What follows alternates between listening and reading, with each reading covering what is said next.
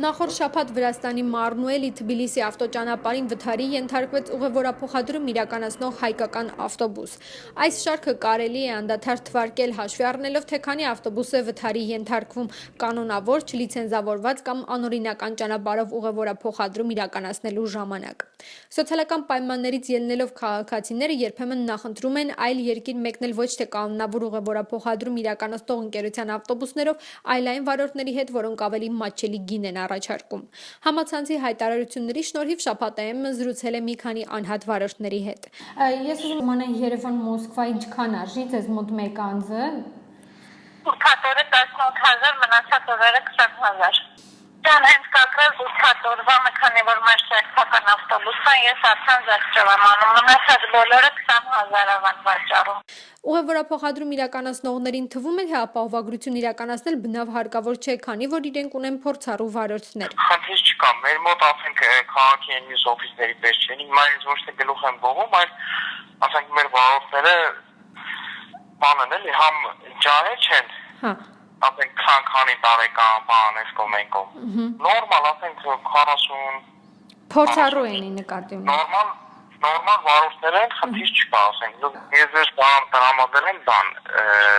լեխկավիկ մեքենա։ Մեր զրուցակիցներից մեկն ասում է, որ պետական կարգավորումներն ու լիցենզիաները քաղաքացիներից գումար կորզելու միջոց է։ Լիցենզավորման հետ ոչ մի կապ չունի, սիրալիս։ Այդ նույն King Deluxe-ն է լիցենզավորված ուղևորափոխադրում, Albastur-ն է լիցենզավորված ուղևորափոխադրում։ Ձեզ մի բան ասեմ, էլի կամպանիան իմն է, ավտոբուսը իմն է, սեփական ամեն ինչը մեզ մոտ ուրբաթ օրը ինչ-որ վերաբերվում է։ Դրանք բոլորը դերասանություն են, այսինքն ես ավելորդ գումարներ պետք է ապահովագրությանը գումարեմ, որ մեր փուխտն է, որ դա ձեզ է։ Դրանք բոլորը ընդհանրապես ավել գումարներ կորզելու հասկացողություններ են։ Իսկ ինչով է տարբերվում կանոնավոր եւ ոչ կանոնավոր ուղևորափոխադրումներն ու որն է ավելի անվտանգ։ Տարբերվում է նրանով, որ տվյալ տրանսպորտային ընկերության բոլոր մեքենաները օրինական անցած են լիցենզավորում, որ համապատասխան են ստանդարտացման միջազգային ուղևորափոխադրումների համար, իրականացում է ուղևորների ապահովագրություն պարտադիր եւ Հայաստանում եւ Հայաստանի սահմաններից դուրս։